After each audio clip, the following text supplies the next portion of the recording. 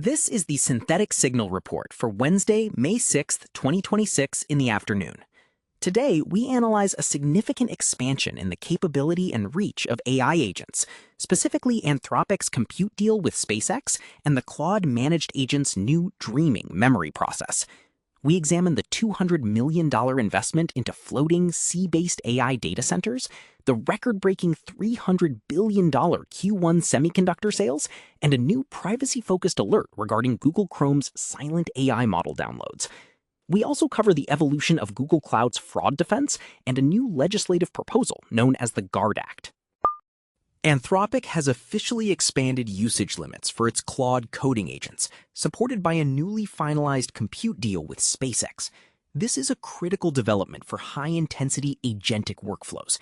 By leveraging SpaceX infrastructure, Anthropic is addressing the primary bottleneck for its managed agents: reliable, low-latency compute at scale. Simultaneously, the introduction of a dreaming process for Claude-managed agents marks a shift in how long-term memory is handled. Instead of simply relying on context windows, dreaming allows the agents to process recent interactions during idle cycles. The agents identify key data points worth persisting, effectively creating a compressed internal library of user-specific logic and past resolutions. This is an update to our previous coverage on autonomous reasoning. It suggests we are moving toward agents that possess a cumulative rather than transactional understanding of a task.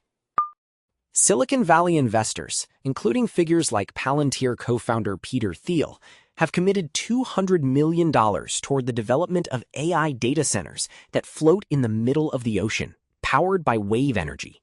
This is a clear signal that the land-based energy grid is struggling to keep pace with the power requirements of frontier-scale training clusters.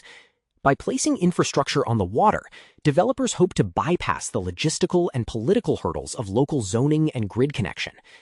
This move mirrors the ongoing boom in hardware production. Semiconductor sales in the first quarter of 2026 reached nearly $300 billion, a 25% increase over the previous quarter. The Semiconductor Industry Association projects these sales will top $1 trillion by the end of this year. We are currently observing a feedback loop where the demand for compute drives both the search for unconventional infrastructure sites and a relentless expansion of physical manufacturing capacity. The landscape of AI safety and user privacy is shifting towards stricter oversight. A report claims that Google Chrome has begun silently downloading a 4-gigabyte AI model to user devices without explicit permission. Privacy researchers are flagging this as a potential violation of European Union law, noting the significant energy and bandwidth waste for users who did not opt in to these features. Meanwhile, Google Cloud has unveiled a new fraud defense system, framed as the next evolution of reCAPTCHA. It aims to integrate deeper into business logic to distinguish between legitimate users and bot traffic. However, this is occurring alongside a legislative push in the United States called the GUARD Act. This proposed bill would require users to submit government IDs or biometric face scans to access AI chatbots. These developments indicate that the friction between AI utility and user anonymity is reaching a legislative boiling point. The community is actively discussing the recent surge in automated attacks. A Mirai-based botnet called XLabs V1 is currently exploiting the Android debug bridge to hijack IoT devices for DDoS campaigns. Security analysts emphasize that this is a result of developer tools being left active in production environments.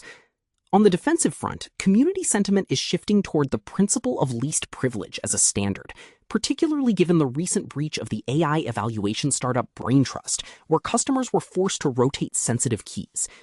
Additionally, there is significant discussion regarding a critical vulnerability in the VM2 sandbox that allows for arbitrary code execution.